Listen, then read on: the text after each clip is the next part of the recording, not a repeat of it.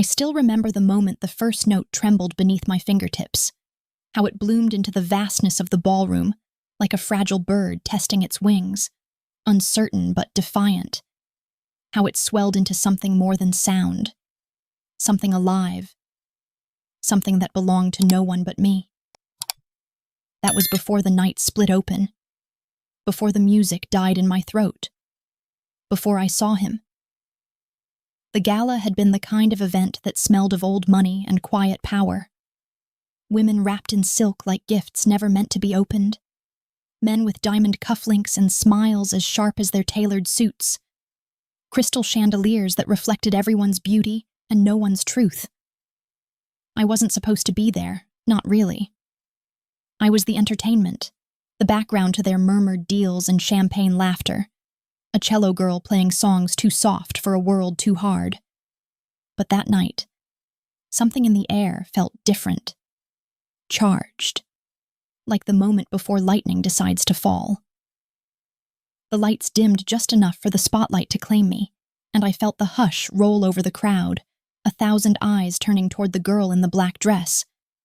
My bow trembled once, barely noticeable, before I drew it across the strings and let the first note pour out.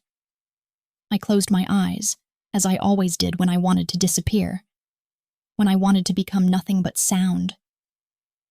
The cello sang of loss and longing, of all the things I'd never had the courage to say aloud, and for a few minutes, the world seemed to hold its breath with me, until the gun went off. It was sharp and obscene, slicing through the music like a blade through silk. The bow fell from my hand. The last note quivered and died mid-air, hanging between terror and silence. For one suspended heartbeat, no one moved, as if disbelief itself had wrapped the room in glass. Then came the screams, the chaos, the shattering of crystal, the pounding of shoes against marble floors as people ran for their lives, and in the middle of it all, he stood, motionless, unflinching, a storm inside a tailored black suit. Our eyes met. That's how I remember it most clearly, not the sound of panic, not the smell of fear or gunpowder, but him. Tall, dark, still, his expression unreadable, his presence consuming everything around him.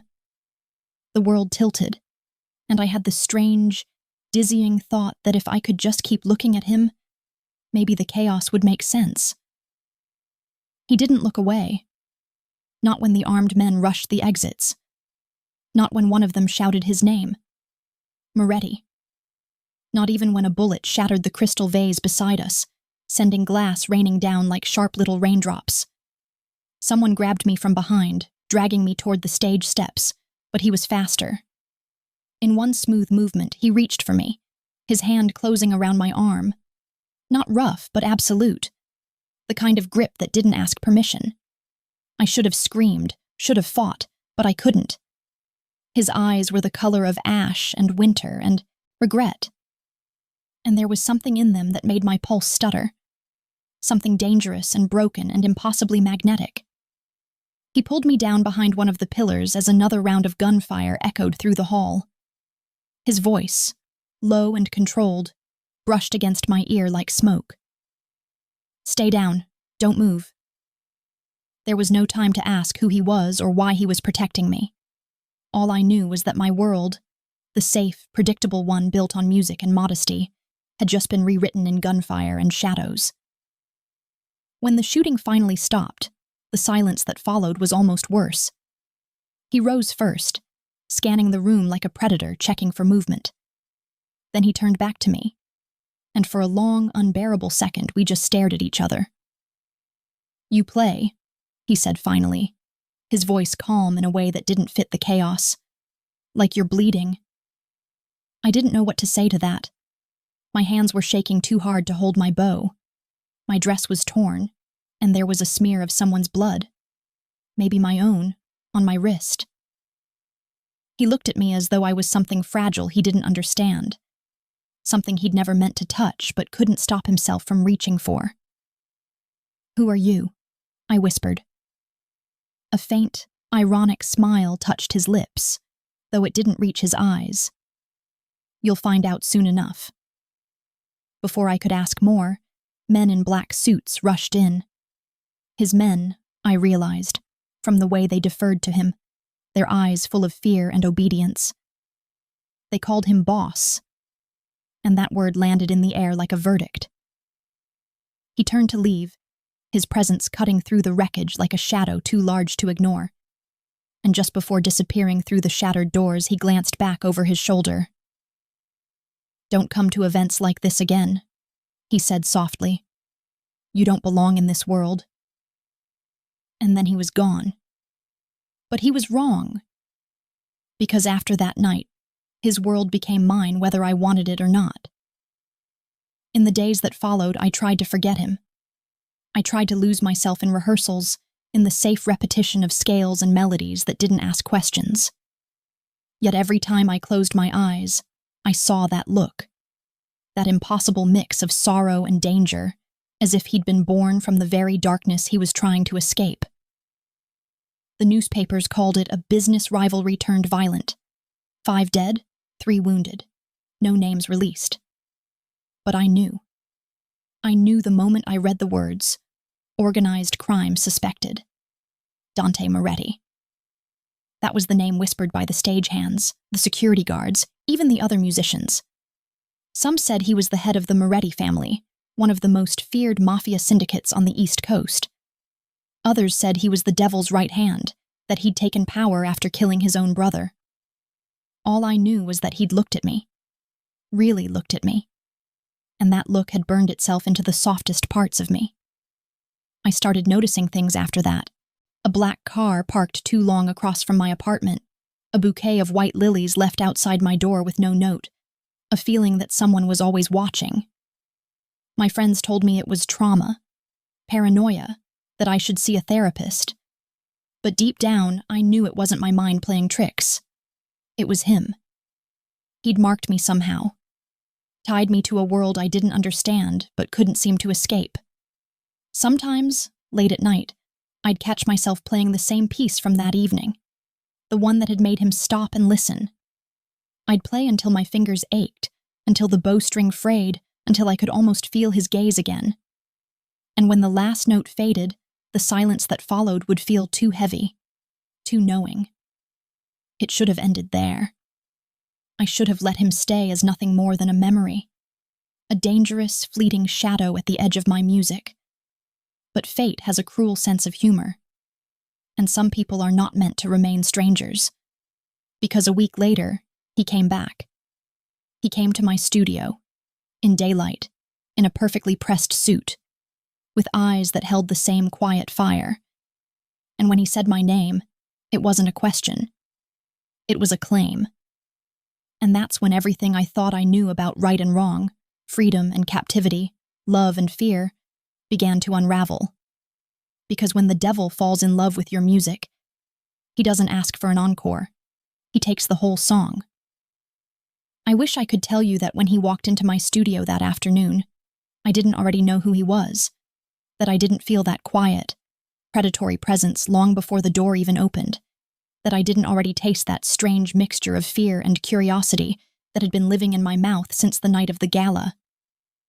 But the truth is, I felt him like a change in weather, like the moment the air thickens right before a storm, that trembling awareness that something unstoppable is about to break. I was sitting by the window, bow in hand, trying to convince myself that the music would save me from the memory of that night, that the sound of strings could wash away the sound of gunfire when the faintest shadow crossed the glass. And then he was there, standing in the doorway, as if he'd always belonged to every room he entered. He wore black again, of course he did, his suit perfectly tailored, his shirt unbuttoned just enough to make you wonder what kind of scars might hide beneath that fabric. His expression unreadable yet strangely softened by the sunlight that filtered through the window and rested against his face, catching the faint silver at his temples. "Hello, Ilara," he said, and my name in his mouth didn't sound like a greeting. It sounded like possession, like something he'd already decided was his. I set my cello down, the bow trembling between my fingers, and for a moment, All I could think about was how surreal it was that the man from the headlines, the man whose name made people lower their voices and lock their doors, was standing a few feet away from me, speaking as if we were old acquaintances rather than two people whose only shared memory was a room full of bodies and broken glass. "You shouldn't be here," I said finally, though my voice betrayed me, softer than I intended, uncertain. He smiled, faintly, almost sadly. "That's what I told you the night we met." "I remember," I murmured, and I hated how easily the words came out. How a part of me, some reckless, wounded part, was almost relieved to see him again, as if his presence somehow confirmed that what happened that night hadn't just been a nightmare I'd imagined. He took a slow step closer, his movements deliberate, graceful in a way that made me think of a predator pacing just outside the cage of its own restraint. "I came to apologize," he said, though his tone didn't sound apologetic at all. It sounded like a confession, heavy and reluctant. "You were caught in something that wasn't meant for you." I laughed then, not because anything about this was funny, but because that was the only sound that could keep me from shaking. "Caught in something? That's what you call it?" His gaze didn't waver. "You're angry." "I'm terrified," I whispered. The silence that followed stretched between us, taut and trembling, like the moment before a string snaps. He looked at me for a long time, his eyes moving over my face as if trying to memorize something fragile he didn't trust himself to touch. "You played through gunfire," he said quietly. "Most people would have run." "I didn't play through gunfire," I said. I froze. "No," he said, and his voice was almost gentle. "You fought. Your way was quieter, but it was still a fight." I didn't know what to say to that, so I said nothing. The room felt too small, the air too heavy. He reached into his coat then, and for one awful second my breath caught. But all he pulled out was an envelope. White, unmarked, folded once. "I want you to perform again," he said. "A private event." I stared at the envelope as though it might catch fire. "You want to hire me?" He didn't blink. "Yes." I shook my head. "No. Whatever this is, I'm not part of it." "Everyone's part of something," he murmured, "whether they want to be or not." There was a darkness in his tone that made the hairs on my arms rise. I wanted to tell him to leave, to walk out and never come back. But I couldn't seem to find the words. The way he looked at me, steady, unflinching, almost reverent, made it impossible to think clearly. It was like standing too close to a fire. It didn't matter that you knew it could burn you. The warmth still drew you closer. "I don't belong in your world," I said finally, and my voice cracked on the last word. He tilted his head slightly, studying me as though the concept of belonging was foreign to him. "And yet, you're already in it," he said, almost kindly. "The moment you played that first note, you were." I wanted to argue, but something about the way he said it, soft, inevitable, stilled me. He stepped closer, so close I could smell the faint trace of cologne and gunpowder that clung to him, a scent that should have repelled me but didn't. His voice dropped to a murmur, the kind that wrapped around you whether you wanted it to or not. "You have a gift, Alara," he said. "But gifts are dangerous things when the wrong people notice them. I can protect you."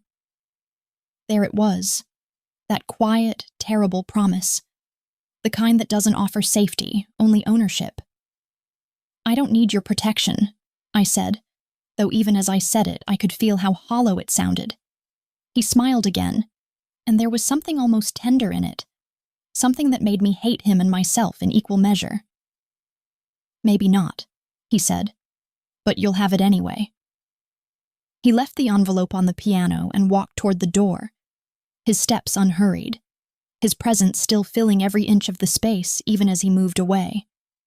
Just before he reached the exit, he paused and looked back. "You play like you're trying to break free," he said softly. I'm curious to see what happens when you stop trying." And then he was gone. The sound of the door closing felt final, like a lock sliding into place. I stood there for a long time, staring at the envelope, afraid to open it and more afraid not to. When I finally did, I found an invitation embossed in gold. No location, no details, just a time, a date, and a single sentence written in elegant, slanted handwriting. "For the woman who makes silence bleed." My hands trembled. I should have thrown it away, called the police, told someone, anyone, but I didn't.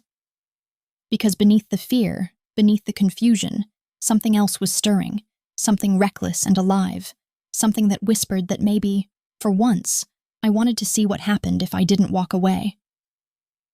That night, I couldn't sleep. I sat by my window and watched the city breathe, the headlights and shadows weaving across the streets like restless spirits. Somewhere out there, he was watching too. I could feel it. A presence that didn't need sight to be known. I thought about his voice, about the strange sadness that clung to him like an invisible wound, about the way he'd looked at me not as a stranger but as someone he already understood. By the time dawn began to bleed across the sky, pale and exhausted, I had made a decision that would ruin everything I thought I knew about safety, about morality, about myself. I would go. Not because I trusted him, but because I needed to know why he had chosen me. And as I sat there, tracing the edge of that invitation with my fingertips, a thought crept into my mind that I couldn't silence. What if the danger wasn't in the man himself, but in the way he made me want to see him again?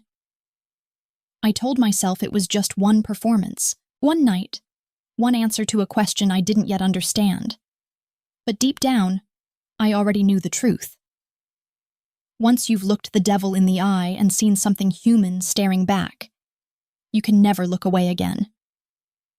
I told myself I wasn't going to go, that I would throw the invitation into the trash and forget the entire thing, that I would return to my quiet life of lessons and practice and small, predictable days that belonged only to me. But the truth is that the moment I read that sentence, "For the woman who makes silence bleed," something inside me shifted. Something deep and wordless that had been sleeping for too long.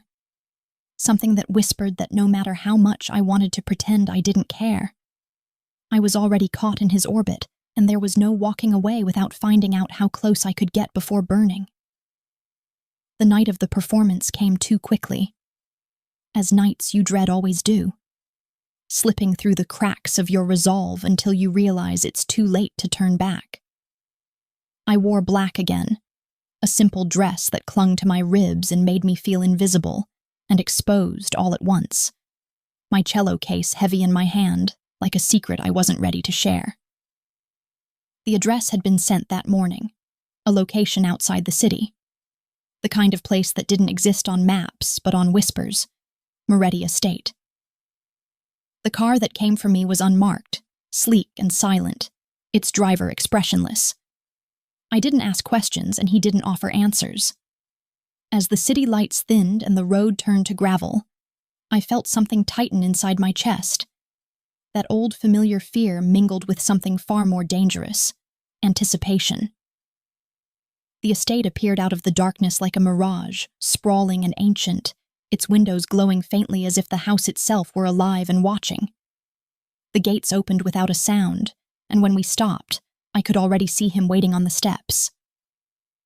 Dante Moretti looked different in the soft wash of the moonlight, less a shadow, more a man, though still too composed, too deliberate, like someone who had spent his life controlling every gesture until control itself became a language. He was wearing black again, he always did, and his hands were tucked in his pockets, his posture deceptively relaxed. But his eyes, those cold, storm-colored eyes, tracked every movement I made as though I were both guest and trespasser in his world. "Ilara," he said when I stepped out of the car, and the sound of my name in his voice sent a shiver through me that had nothing to do with the night air. I wasn't sure you'd come. Neither was I admitted, because there was no point pretending otherwise. He smiled faintly, a curve of lips that carried no warmth but some strange, quiet satisfaction. Curiosity is a dangerous thing, he said, and I couldn't tell if it was a warning or a confession. The house was breathtaking in the way old things are, full of ghosts and expensive silences, its walls lined with oil paintings that stared down with the kind of solemn disapproval only money and history could buy. He led me through hallways that seemed to stretch forever, the click of my heels echoing like a heartbeat, until we reached a small salon lit by candles and the faint gleam of a grand piano in the corner. I thought you preferred the cello, I said softly, because I didn't know what else to say, and the quiet was beginning to feel too intimate. I prefer whatever makes you play, he said, and for a moment I forgot how to breathe. A few other men were there, silent, watchful, the kind of men who looked like they could kill with their hands and sleep soundly afterward. They didn't speak to me or to each other, and their eyes never left Dante, as though his slightest movement dictated their every breath. He gestured toward the small stage near the window where a single chair and music stand had been placed, and I understood without being told that this was not a performance for a crowd, but for him alone. I sat, drew the bow across the strings, and began to play. The room filled with sound, slow and mournful, the kind of melody that unravels rather than begins, and as I played, I felt his gaze settle on me like a physical touch, heavy and unrelenting. Not cruel exactly, but consuming. I wanted to hate it. The way he looked at me as if the music belonged to him, as if every note I created was something he'd earned the right to hear. But some part of me, some traitorous, trembling part, wanted him to keep looking, wanted him to understand what it meant to lose yourself in sound and find pieces of your soul you didn't know were missing. When the last note faded, the silence that followed felt alive, charged, as if the air itself were waiting. He didn't clap. He didn't need to. He stood slowly, crossed the space between us, and said in a voice so low it barely reached me, "Do you know what that piece reminds me of?" I shook my head, unable to speak. "Grief," he said simply, "the kind that never leaves." Something in his tone made me look up, and for the first time I saw it. The faint crack in the armor, the glimmer of something raw and human beneath all that control. It was gone as quickly as it appeared, but I had seen it, and he knew I had. He sat down across from me, his elbows resting on his knees, his gaze steady. "You remind me of someone," he said after a moment, and though I already knew where this conversation was going, I couldn't stop myself from asking. "Your wife," I said quietly. His jaw tightened, a muscle flickering beneath the smooth veneer of composure. "Is that what they told you?" I hesitated. "It's what I heard." He nodded once, as if that confirmed something for him, and then leaned back, studying me with an expression I couldn't read. "She played too," he said, his voice distant. "The piano. She was kind. Too kind for this life." I wanted to ask what happened, but the question died on my tongue when I saw the shadow pass over his face. Whatever the story was, it was a wound, and I didn't yet have the right to touch it. After a long silence, he said, "I have an offer for you." The way he said it made my stomach twist. "What kind of offer?"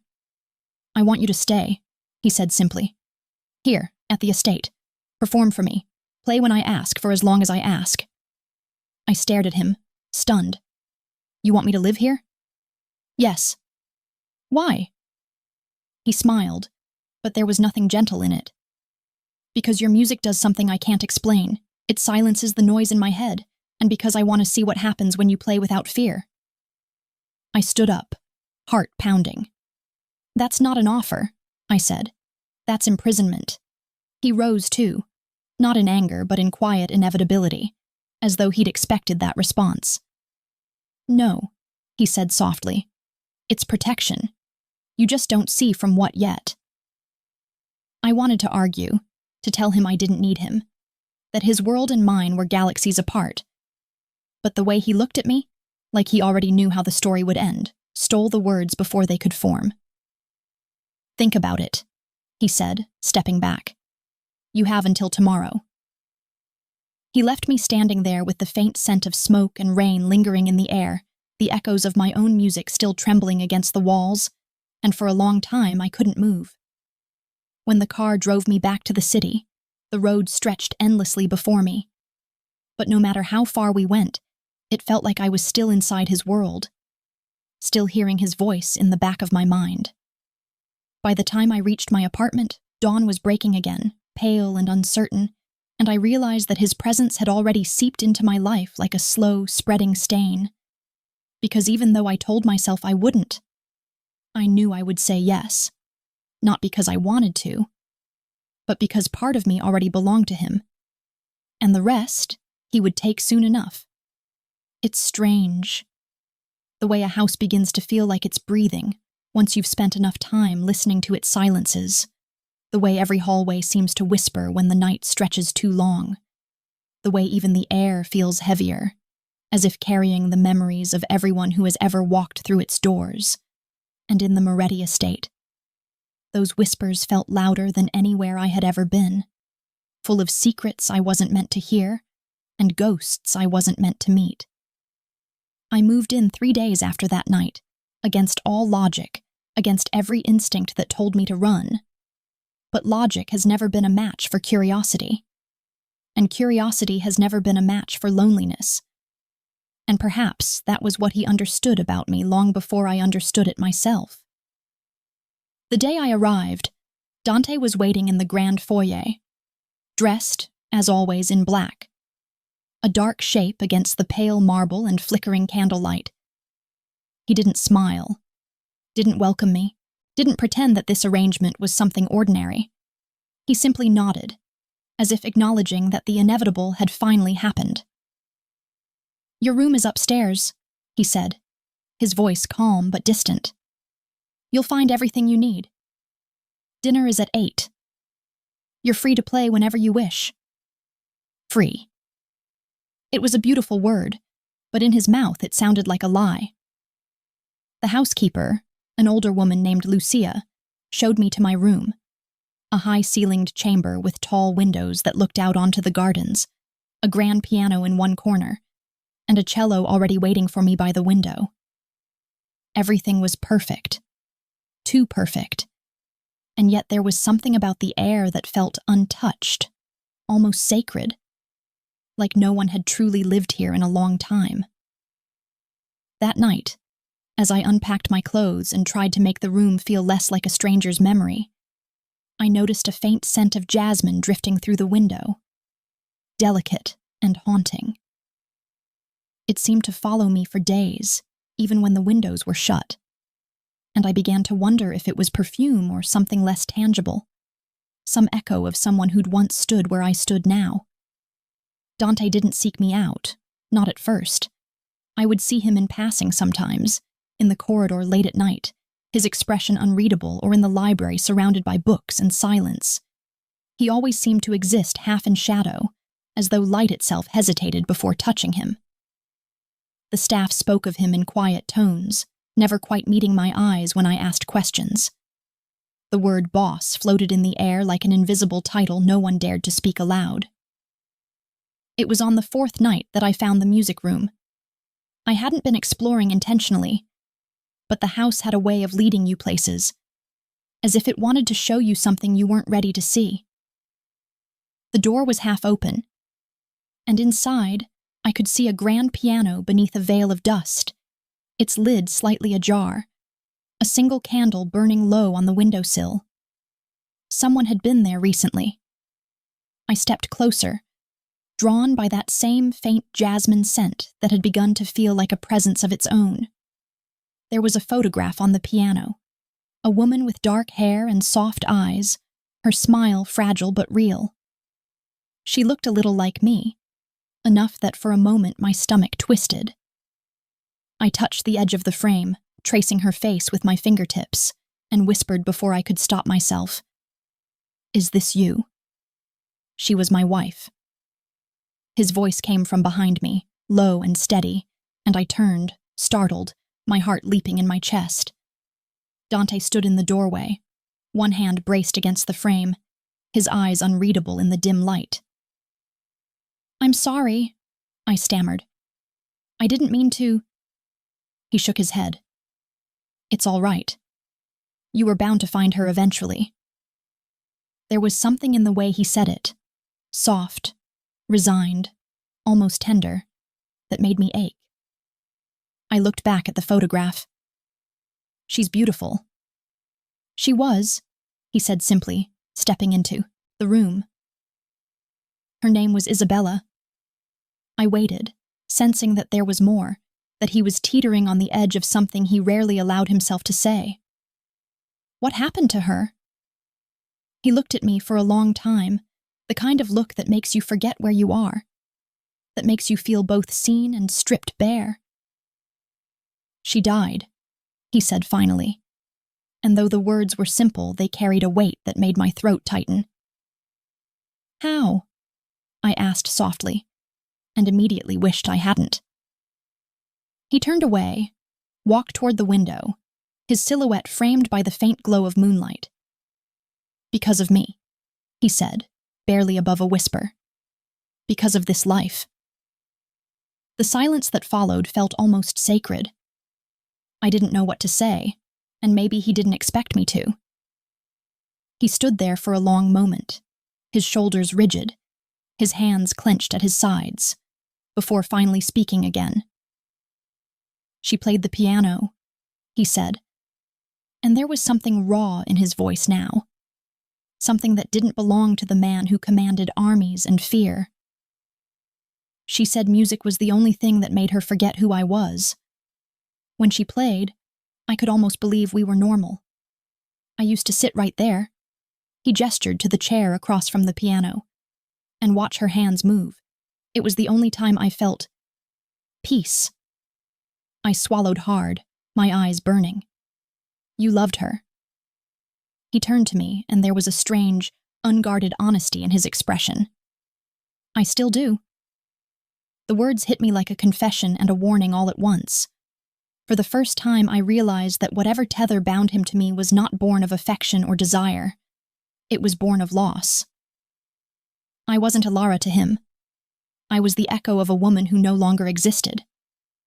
"She looks like me," I said before I could stop myself. He studied me for a moment, then nodded.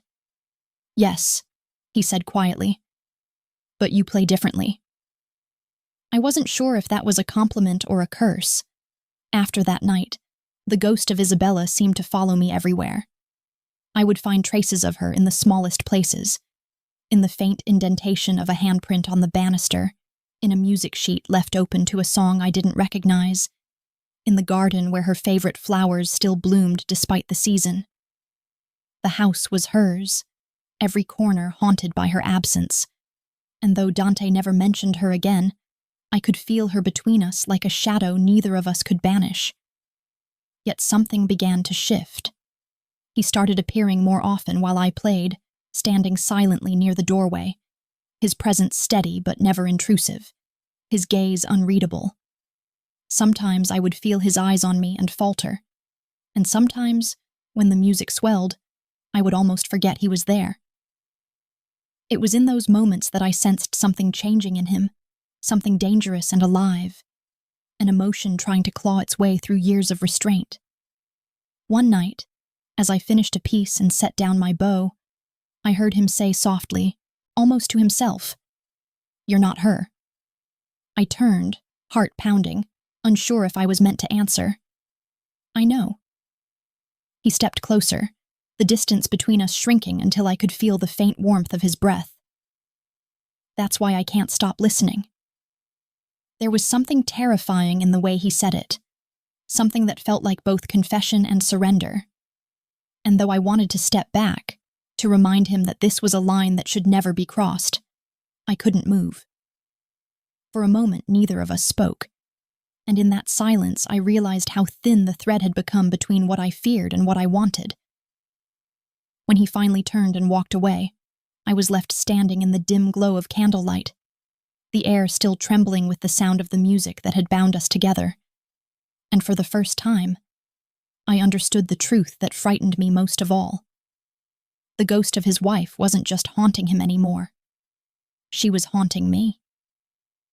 It's strange how quickly a house full of ghosts can start to feel like a home. How the silence that once pressed against your ribs like a weight begins to sound like comfort. How footsteps that once startled you begin to feel familiar. How a man whose name once only conjured whispers of danger can start to look like the only person who truly sees you. And yet, even as I tell myself these things, I can feel something shifting beneath the surface. A quiet dread curling at the edge of my thoughts, because nothing about Dante Moretti's world is safe. And love, if that's what this is the sharpest weapon of all. After that night in the music room, something between us changed, though neither of us spoke of it.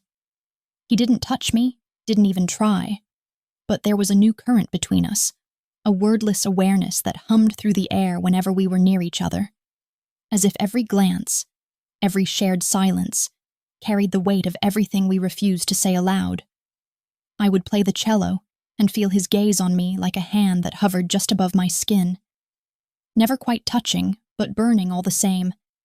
And in the quiet between notes, I would hear his breathing, steady, restrained, controlled to the point of breaking. The house itself seemed to react to it. The candles flickered longer, the halls stayed warmer at night, and Lucia, who had always moved through the corridors like a shadow, began watching me with eyes that seemed to know far more than they should. One morning, as she poured coffee for me in the kitchen, she said softly, "Be careful, Bella." The last woman who tried to heal his heart forgot that he doesn't know how to give it back once it's taken. Her words lingered in my mind all day, clinging like smoke I couldn't wash off. But by the time the sun set, Dante's voice calling my name from down the hall scattered every coherent thought I'd tried to hold on to. He stood in the library when I entered, his jacket off, his sleeves rolled to his elbows, a glass of whiskey in his hand. The firelight painted him in shades of amber and gold, making him look almost human, almost fragile, though I knew better than to believe that illusion. "I need your help," he said simply, his tone calm but edged with something unspoken. "With what?" I asked, cautious but curious. He hesitated for a moment, then set the glass down and turned to face me fully. "There's a gala tomorrow night. For the foundation my family funds. You'll play." I blinked, surprised. "You want me to perform?" "Yes," he said, moving closer. "It's a public event. Reporters, business partners, politicians, and enemies. Everyone will be watching. I need them distracted. I need them to believe that nothing in my world is falling apart."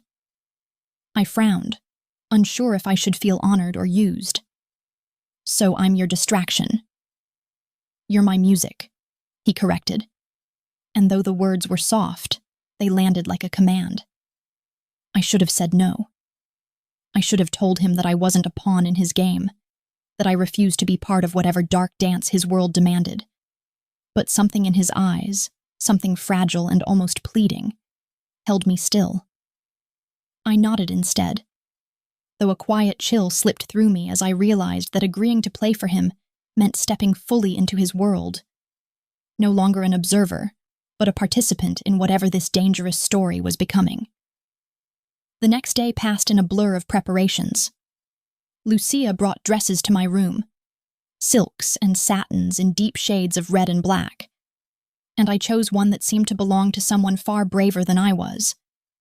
A crimson gown, with a low back and delicate lace sleeves that clung to my skin like a secret. When I looked at myself in the mirror, I barely recognized the woman staring back.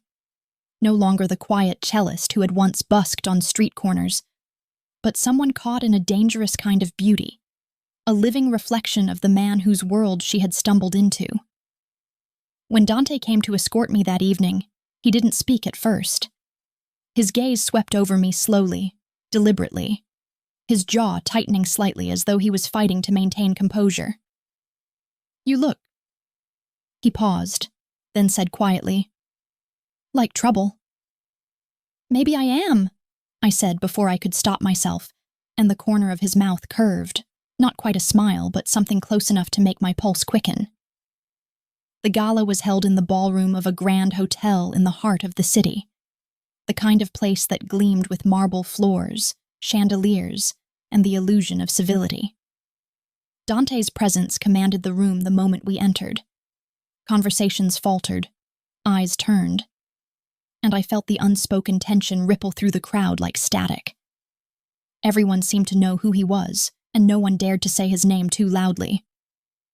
He led me to the stage where my cello waited, perfectly tuned, its polished surface reflecting the golden light above. "Play something they won't forget," he murmured near my ear. And though his voice was calm, I could feel the storm beneath it, the quiet desperation of a man who needed beauty to hide his chaos. I played. The first note shivered through the air like a sigh, and as I lost myself in the music, the rest of the world began to blur. I played not for the audience, not even for him, but for the ache that lived between us, the grief of his dead wife, the confusion of my own heart, the fragile thread that bound us in ways neither of us understood. My bow danced across the strings, and the sound that filled the room was not sweet, but haunting. A melody born of longing and loss, the kind of music that tastes like memory. When I finished, the applause was thunderous, but I hardly heard it. Dante's eyes found mine across the room, and for a single heartbeat it felt as if we were the only two people alive. But then, the illusion shattered. A man approached him, a tall, thin figure in a gray suit with a scar running down his left cheek, and I watched the easy calm drain from Dante's face, replaced by something cold and deadly.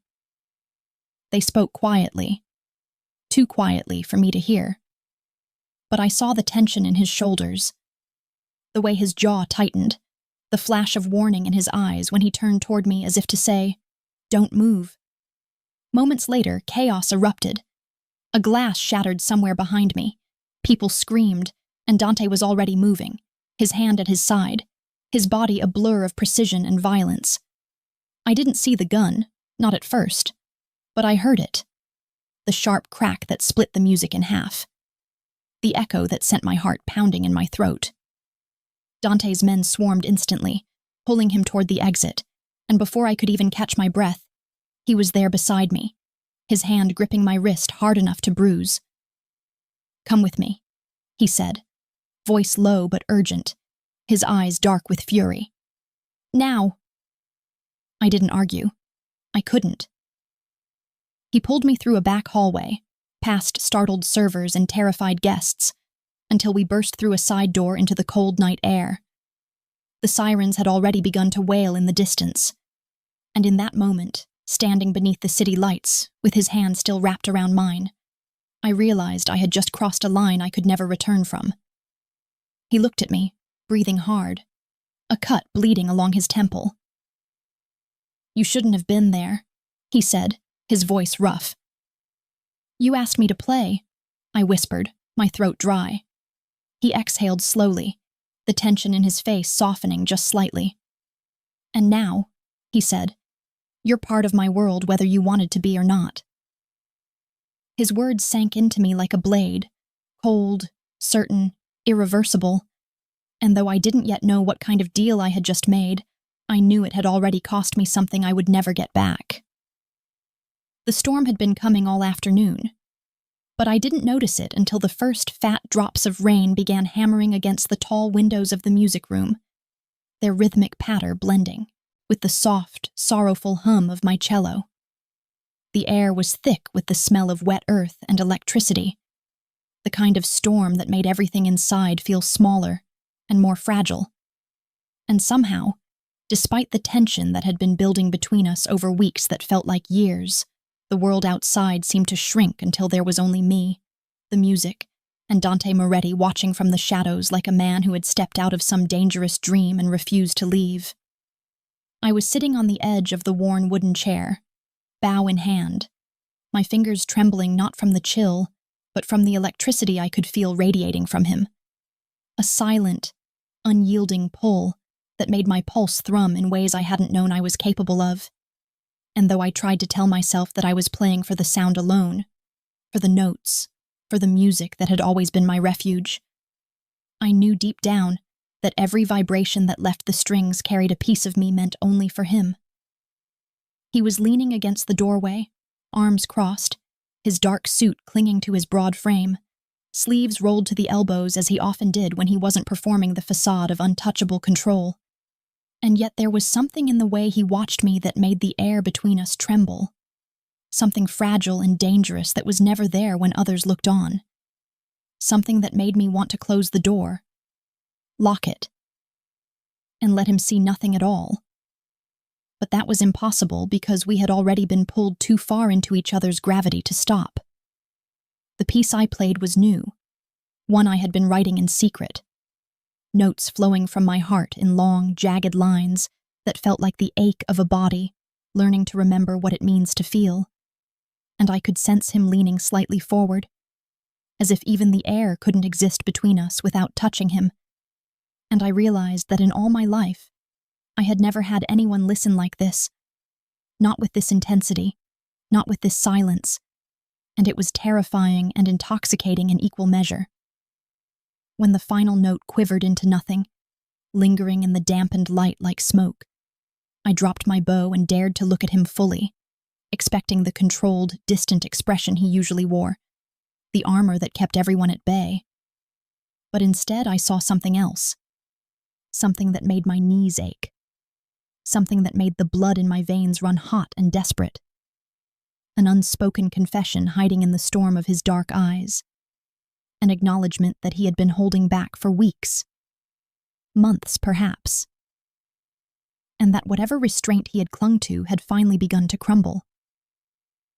"You play like you bleed," he said softly, his voice rough, almost raw, and the words landed against me like an accusation and a benediction all at once, leaving me trembling in ways I didn't understand. I'm just playing," I whispered, though I knew it was a lie, though I could feel in my bones that every note, every tremor of the strings had been meant for him from the beginning. "No," he said, stepping closer, and the scent of him, cologne, leather, smoke, something entirely his own, washed over me, making it impossible to think, impossible to breathe, impossible to resist. "It's never just playing with you." I swallowed hard, my fingers curling around the cello for balance, though it offered no real stability, because the room had shrunk until it felt like we were the only two people alive. And in that silence, I realized something I wasn't ready to admit, even to myself. I wanted him. I wanted the danger, the intensity, the fire that seemed to consume everything he touched and everything he looked at. And more than anything, I wanted to know what it felt like to be seen like this, completely and utterly, by someone who was as dangerous as he was intoxicating. He moved again, closer this time, so close that I could see the faint lines around his eyes, the almost imperceptible quiver of his jaw, the raw edge of something vulnerable hidden beneath the mask of control. And I wanted to step back, to tell him that this was impossible, that the world he lived in and the world I had tried to cling to were separated by too many rules and too much blood. But my body refused, rooted to the floor by the pull between us, and even my breath seemed stolen by anticipation. And then, almost without warning, he was there, his hands framing my face with a tenderness that seemed almost obscene given everything I knew about him, the way he had killed, the way he had commanded fear and loyalty. And yet here he was, and I could feel the weight of all that unspoken grief, all that loss, all that darkness pressing against me, and I understood in that moment that it wasn't control he wanted from me, not exactly, but surrender, in its purest, most terrifying form. Our lips met then, not soft, not tentative, but hard and claiming. A collision that stole my breath, set my heart racing, and left the room spinning around us like the eye of a hurricane. And I kissed him back. Because how could I not? Because the music had led us here. Because the storm outside was nothing compared to the storm that had been building between us since the first night I had met him. Since the first gunshot that had shattered everything I thought I knew about safety and desire.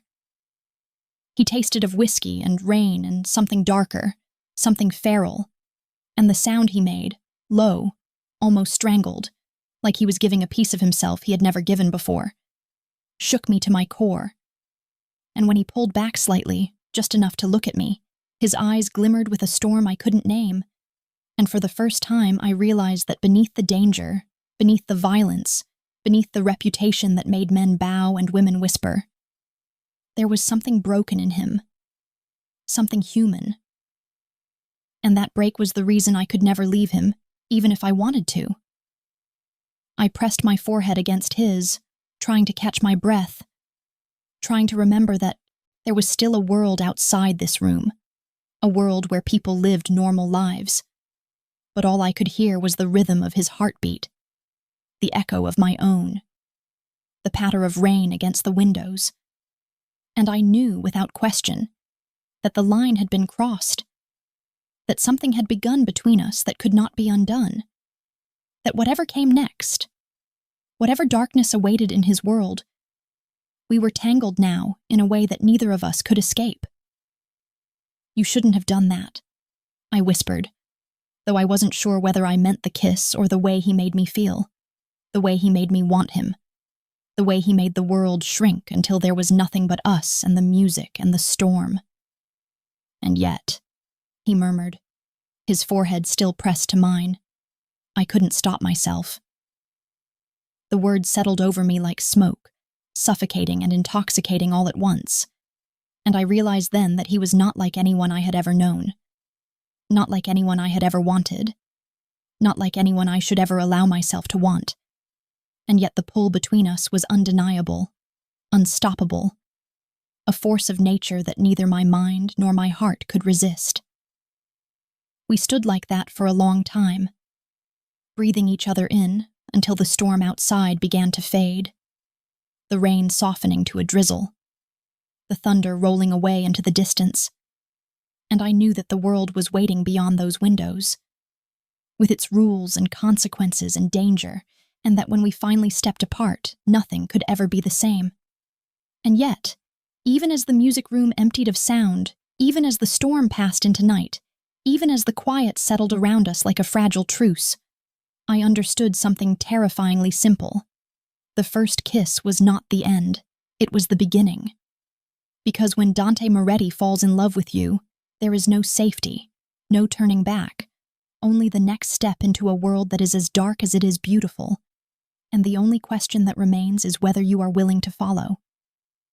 The first time I realized just how fragile the illusion of control could be in Dante's world, I was already standing too close, my fingers still trembling from the memory of his lips on mine, the storm that had raged between us in that music room echoing long after the rain had stopped. And I thought, for a fleeting, foolish moment, that maybe the storm inside him had calmed for me, that maybe the darkness could bend, could soften, could yield just enough to let me exist safely beside him. And then I saw the message, and everything I believed about love and loyalty shattered into 1,000 pieces sharper than broken glass. It was left in the study, folded neatly atop the mahogany desk, the kind of envelope that seemed too formal, too deliberate to be accidental. And the handwriting made my pulse seize. Precise, elegant, unmistakably deliberate. My name, written across it, made my skin prickle, and even before I opened it, I knew that it wasn't meant to comfort me. It was meant to destroy me. I hesitated. For several minutes, I traced the edges with my fingertips, willing myself to put it aside, to walk out and pretend it didn't exist. But there is a certain gravity in Dante's world, a pull that even the smallest gesture carries. And when I finally unfolded the letter, my blood ran cold. It was from someone I thought I could trust, a name that had surfaced in whispered conversations, a man who had been loyal to Dante for years, a man who had once smiled at me with warmth. And the words were precise, calculated, venomous. She is too close. She knows too much. Remove her before she becomes a problem. You know what to do. The ink seemed to burn on the paper, a silent scream meant for my eyes alone, and I felt the floor tilt beneath me as the implications settled, crushing me under their weight. I knew instantly that this was not just a warning, not just a threat. It was a plan. And somehow, despite all my precautions, I had already become the target. I ran to find him, to tear into his chest and demand answers, and when I did, he was in the music room, the same place where the first kiss had set fire to everything between us, standing with his hands in his pockets, eyes closed, as if he could somehow will the world into stillness with his presence. "Dante," I breathed, my voice trembling, the envelope clutched in my hand like a weapon. Someone wants to hurt me." His eyes opened slowly, and in that moment, I saw the shift, the subtle change in him that I had never seen before, the tension coiling beneath his skin, the dark storm behind his calm exterior that no one, not even me, was allowed to see until now. "Who?" he asked, his voice low, dangerous, the kind of tone that makes the air itself shiver. I handed him the letter, my fingers slick with sweat, and watched as he read, his jaw tightening, his eyes darkening with a fury I had never dared to imagine. When he looked up, the man before me was no longer Dante Moretti the Enigma, the storm contained in a perfect suit. He was Dante Moretti the Predator, and I was suddenly very aware of the danger of standing in his presence. "They think I don't know," he muttered, almost to himself, pacing the floor with long, deliberate strides that made my stomach twist. "They think I can't see them, but everything in this world, every shadow, every whisper, every betrayal is visible to me if I want it to be." "Then why didn't you protect me?" I asked, my voice shaking, the first real crack in the armor I had built around myself. He stopped, turning to me, and there was a flicker of something I couldn't name. Regret, maybe, or pain, before the wall returned, unbroken and cold. "I can't protect you from everyone," he said quietly, almost too quietly, and the words struck me harder than any bullet could. "Some people in my world, they believe in rules I cannot bend. Some of them, they would rather see you gone than safe. And I—" He broke off, ran a hand through his hair, and the raw frustration etched in his expression made my heart ache. "I would die for you, Ilara, but I cannot stop what others decide to do. You must understand that before it's too late." The storm outside had returned, wind rattling the windows, rain lashing against the panes. But it was nothing compared to the tempest that tore through me at that moment. The knowledge that I was not only a pawn in his world, but that the people closest to him could see me as nothing more than a threat, a complication, a problem to be eliminated. I wanted to run. I wanted to leave and never look back. I wanted to take my music, my life, my fragile heart, and disappear before it was too late. But then I looked at him, standing there like a man who had already decided to sacrifice the world to keep me alive, and I realized that leaving was no longer an option. The thread that connected us, fragile as it was, had become unbreakable, and the danger only made it more intoxicating, more impossible to resist. He stepped closer, and I could feel the heat of him even through the wet chill that had seeped in from the storm outside. "You must trust me," he said, and there was no pleading in his voice, only a command that left no room for argument. Because if you don't, you won't survive what's coming. And I cannot survive losing you. I wanted to ask what he meant, wanted to demand that he explain how deep the betrayal went, wanted to know whose hand was already in motion, whose eyes were watching, whose decisions would ripple into violence I could not imagine. But I couldn't find my voice. The fear and desire and helplessness all tangled together inside me, making every thought, every plan, every instinct crumble. He reached out then, his hand brushing against mine, and the contact was electric, sharp, as though the world had condensed into a single moment of heat and desperation. "I will fix this," he whispered, his lips almost grazing my ear. "I will make them pay. I will make sure you are safe. But you have to stay close, Ilara. You cannot leave. Not tonight, not tomorrow, not until I say it's safe."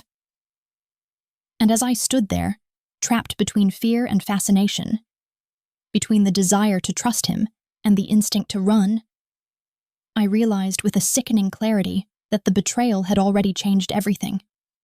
Nothing would ever be the same again. Not our music, not our fragile moments of tenderness, not the quiet life I had imagined for myself, not the pulse of normality I had once clung to. The letter, now crumpled in my hand, seemed almost alive, a reminder that in Dante's world, danger was not distant or abstract.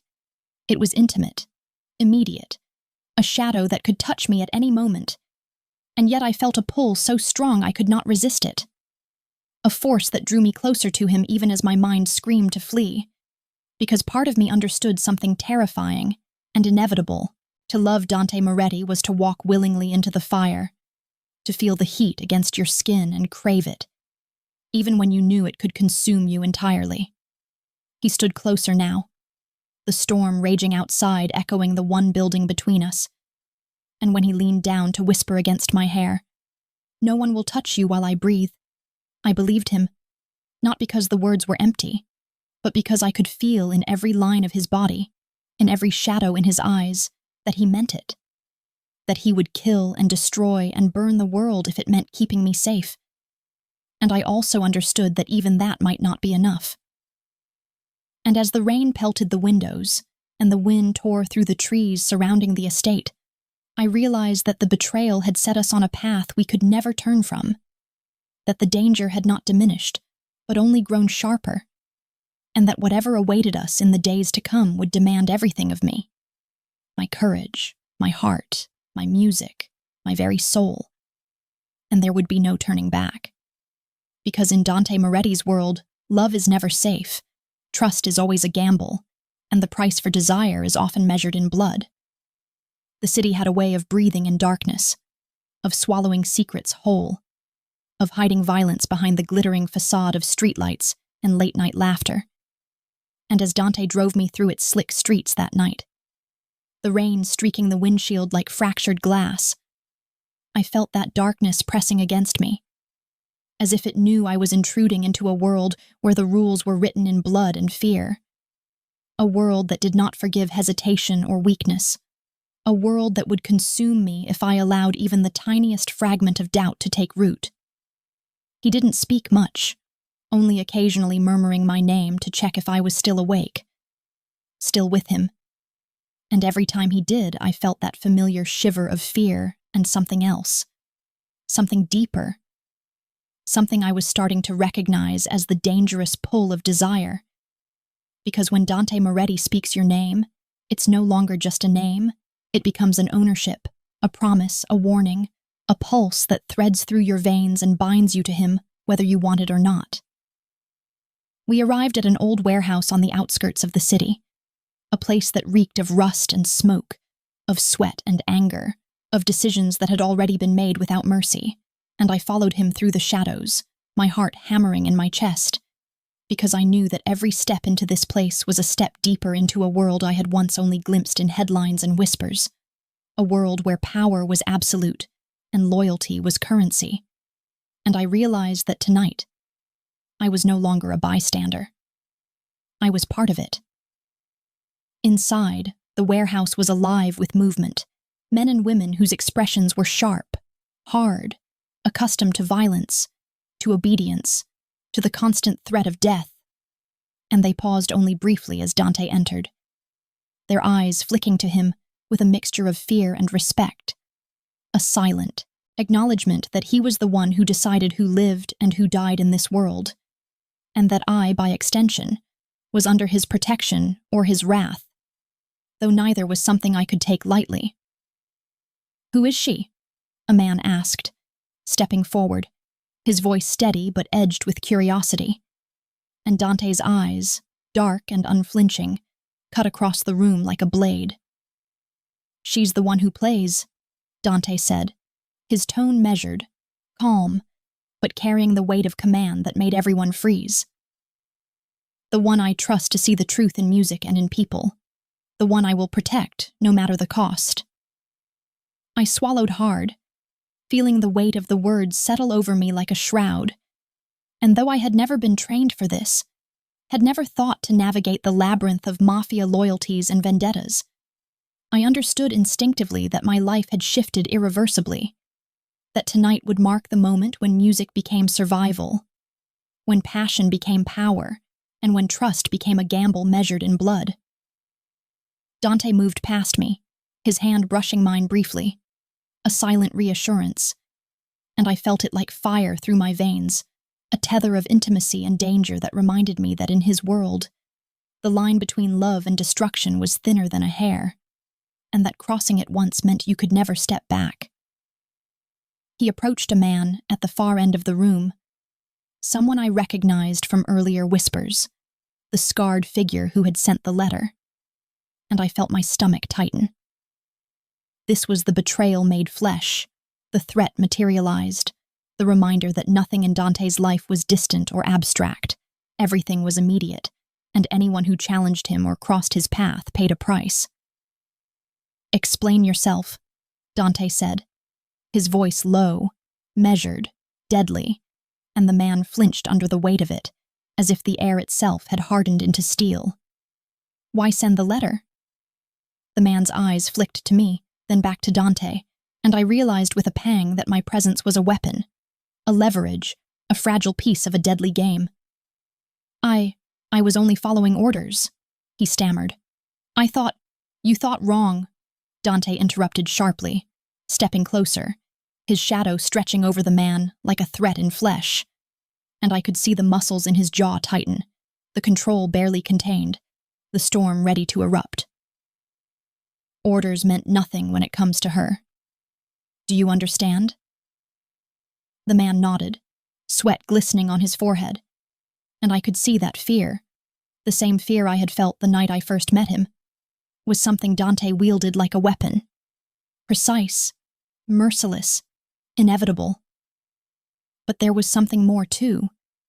Something I couldn't name, a current of justice or vengeance or something older than either of us. A reminder that in his world, loyalty was bought with blood and betrayal was the currency of death. He turned then, his eyes finding mine across the room, and I felt that pull again. The dangerous, intoxicating connection that made me ache and tremble and want, and I knew in that moment that I was no longer safe in the abstract sense, that safety was not a shield I could hold, but a promise he would enforce with every ounce of his being, and that the world outside could threaten me, could strike, could bite. But Dante Moretti would strike harder, bite harder, and burn everything in his path before he let anyone harm me.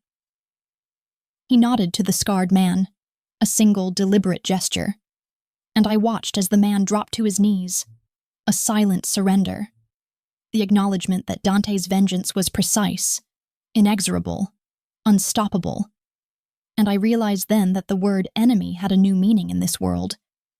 Anyone who opposed him, anyone who touched me, anyone who dared interfere with his life, became disposable, and I had seen it firsthand, and the knowledge made my heart race with both fear and awe.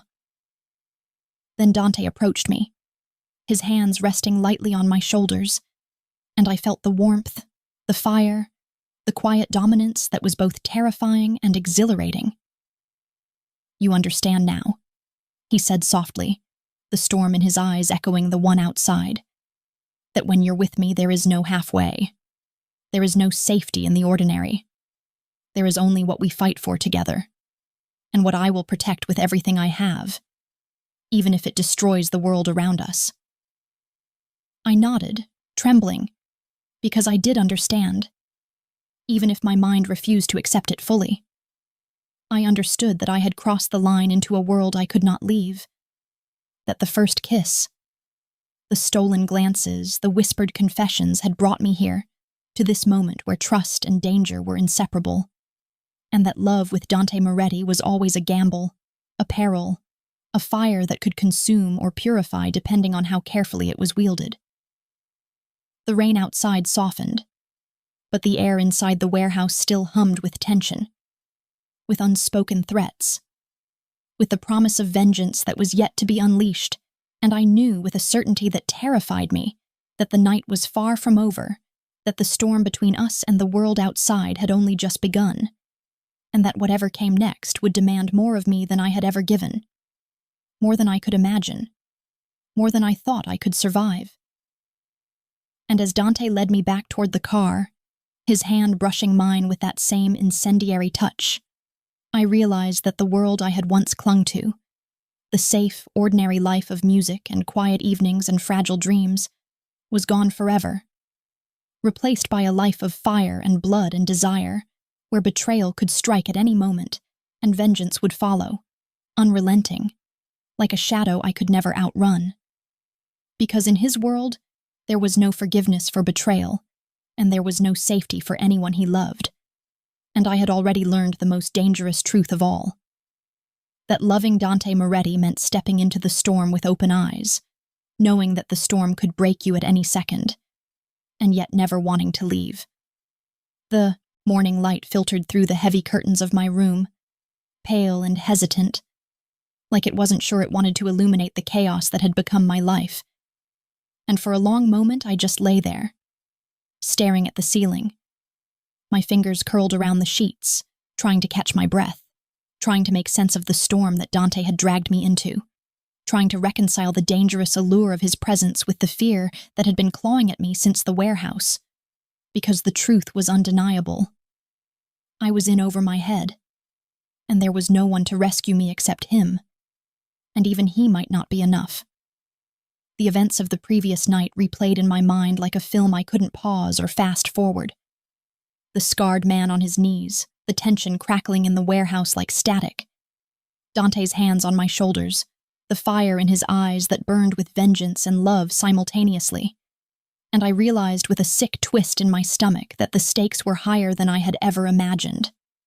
I was no longer simply a musician, a witness, a girl caught in his orbit. I was a part of the game now, and the rules were written in blood, loyalty, and fear. A game I didn't know if I wanted to play but couldn't walk away from even if I tried. I dressed quietly, choosing black again, my fingers brushing the fabric nervously. The cello case at my side feeling heavier than it ever had, as though the instrument itself understood that the music I played was no longer just music, but a weapon, a signal, a pulse that carried more than melody. It carried power, emotion, influence, and perhaps the only thing I could cling to in this life, a tether to something that still felt human, fragile, and alive. Dante was already in the music room when I arrived, the sunlight catching the angles of his face in a way that made him look almost vulnerable, though I knew better than to believe in that vulnerability for long. He didn't speak as I entered, didn't glance up immediately. He simply leaned against the piano, eyes closed, one hand drumming lightly against the polished wood, as if trying to measure the tension in the air and calculate whether it would be enough to keep us both alive. "You're late," he said finally, and even though it was just a statement, not an accusation, I felt a jolt of guilt run through me, twisting in my chest. "I couldn't sleep," I admitted, my voice quieter than I intended, and I watched as his eyes opened slowly, sharp and piercing, assessing me in a way that left me both exposed and protected simultaneously. He stepped closer, and the air between us seemed to pulse with unspoken danger, unspoken desire, unspoken truths we hadn't yet dared to voice. "You're thinking about last night," he said, and I wanted to deny it, to claim composure, to tell him that I wasn't consumed by fear or fascination. But the words caught in my throat, because he was right. And he always seemed to be right when it mattered most. I whispered finally, letting the confession hang in the room, heavy and fragile and real. His jaw tightened, a flicker of something unreadable passing through his storm-colored eyes, and then he took a deep breath, as if summoning the courage to cross a line that had existed for far too long. "Ilara," he said, his voice low, steady, intimate in a way that made my pulse quicken. "There's something I need to tell you. Something I should have said a long time ago, but I didn't know if you could handle it. And I didn't know if I could survive saying it aloud without losing control." My stomach tightened, and 1,000 questions rose unbidden to my lips. But I couldn't find a single one that felt safe or worthy, so I stayed silent, forcing myself to meet his gaze, to see the storm behind his eyes that had begun to feel like home, and yet also like a warning. "I never wanted you to be caught in this life," he continued, his hands moving almost imperceptibly as if testing the boundaries of the space between us. "But I knew the moment I met you that it was inevitable. You're not just a distraction, not just music. You're the only person I've ever trusted completely, the only person whose presence makes this chaos bearable, and the only person I would risk everything for."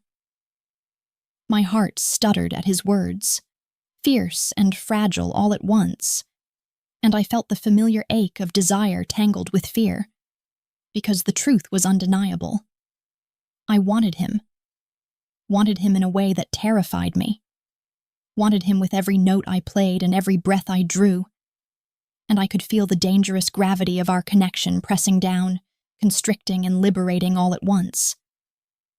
"Dante," I began, but the words failed me, because I didn't know how to say what I felt without revealing the fragility beneath my resolve, the part of me that had already surrendered to him in ways my mind refused to admit.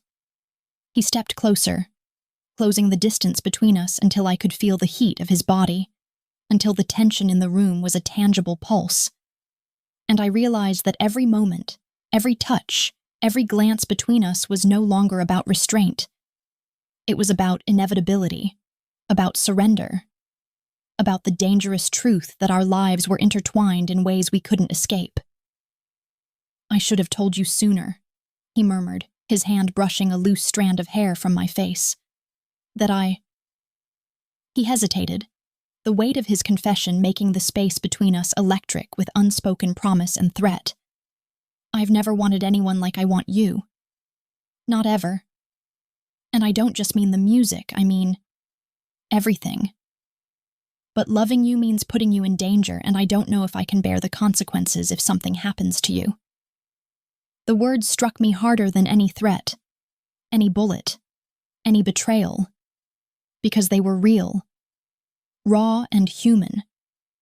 And for the first time I saw the man beneath the legend, beneath the danger, beneath the cold, calculating exterior that had always defined him. He was human, he was vulnerable, and he was confessing everything to me with the risk of losing not just me, but himself in the act. "I'm not afraid," I whispered, though my voice quivered, and I could feel the trembling in my hands, the tremor in my chest, the way my pulse raced as I reached out to touch him, to anchor myself in the dangerous reality of him. "I'm not afraid of you.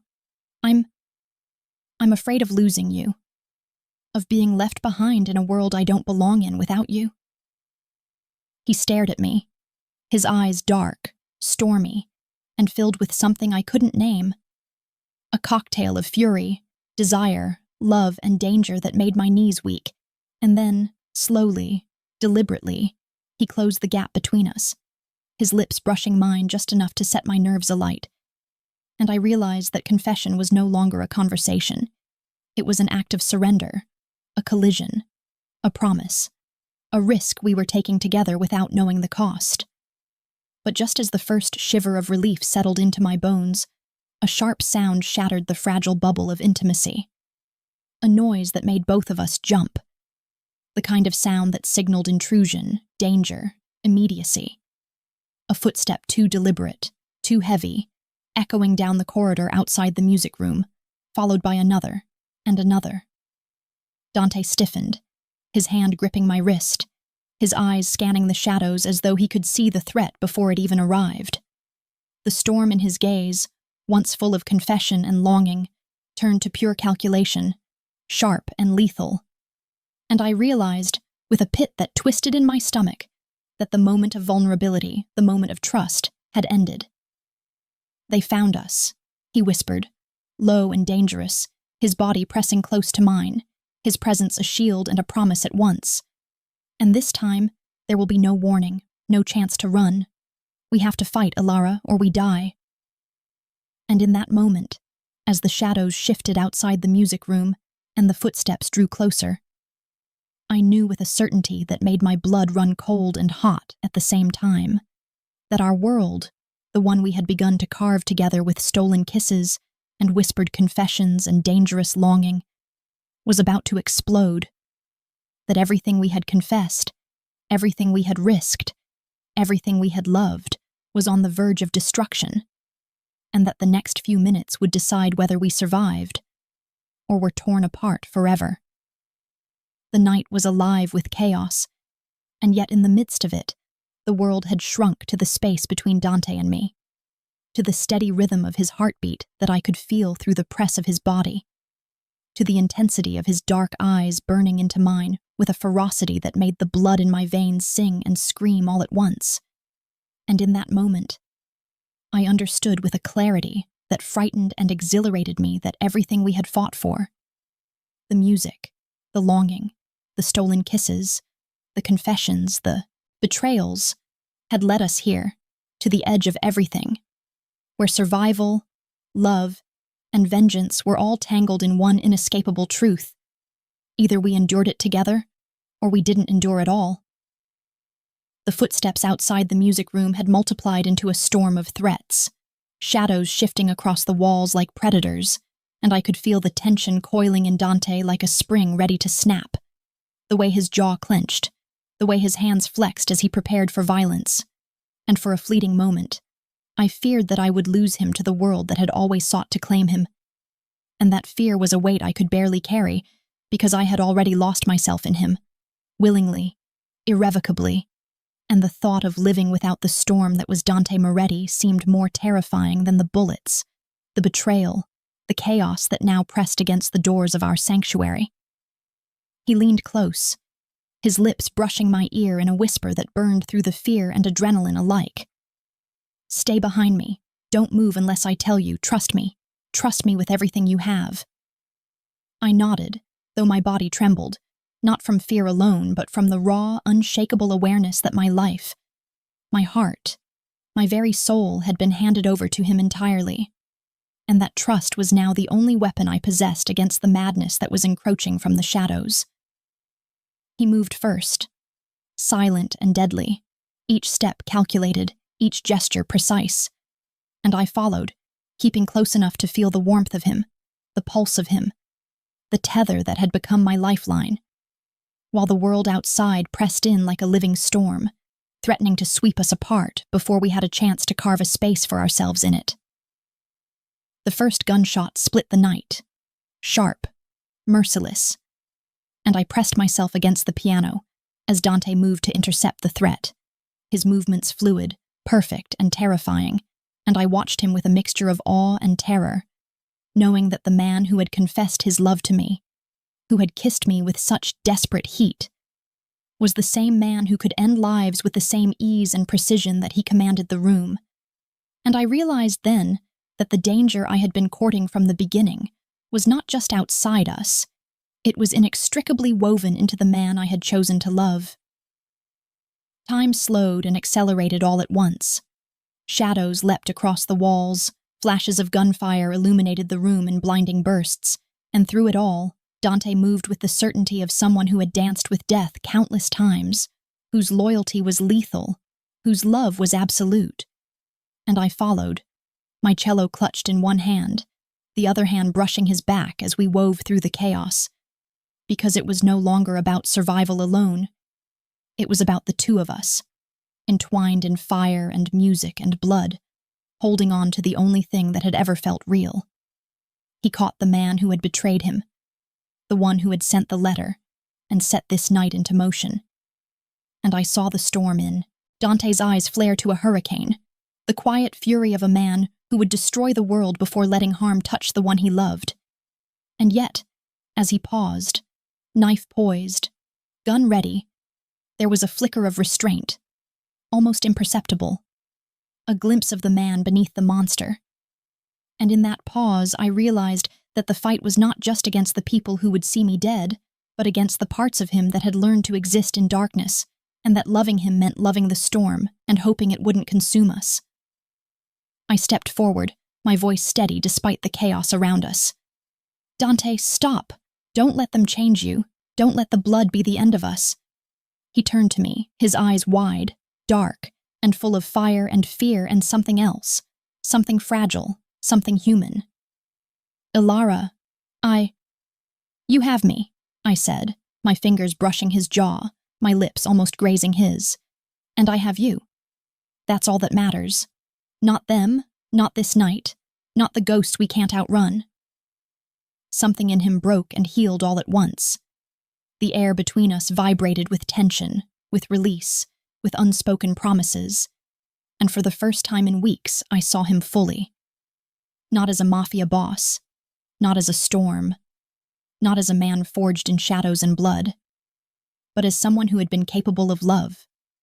Fully, despite all the chaos, despite all the danger, despite everything the world had thrown at him.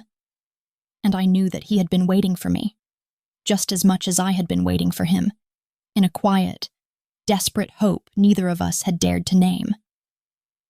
The final confrontation passed in a blur. Men neutralized, threats extinguished, the storm of violence giving way to a silence so complete it felt sacred. And Dante turned to me, his hands gripping my shoulders, his forehead resting against mine, and I could feel the tremor of his exhaustion, the release of the tension he had carried for weeks.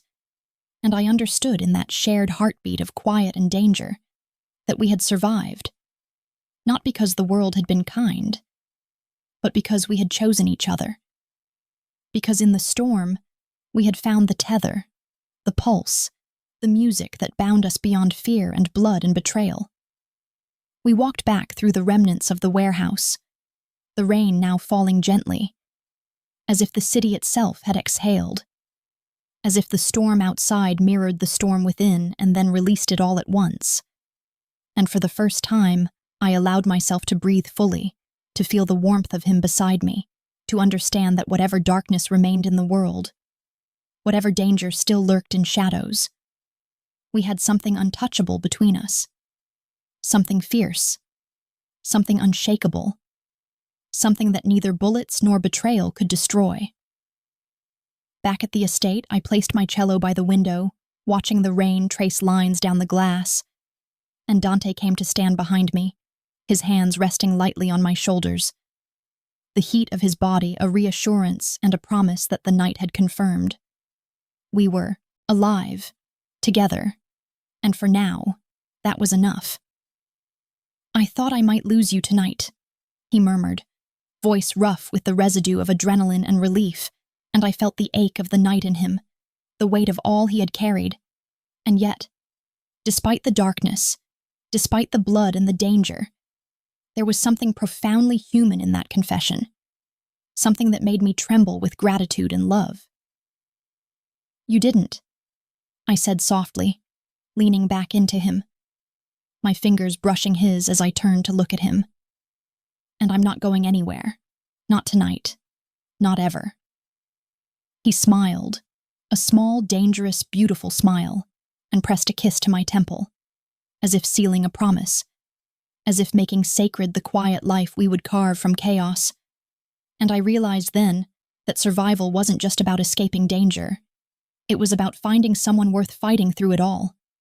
Someone who makes the risk feel like life itself, and that in Dante Moretti, I had found that person, fierce and broken and perfect in ways that terrified me and delighted me in equal measure. Later, as I sat alone in the music room, bow in hand, I played a simple melody.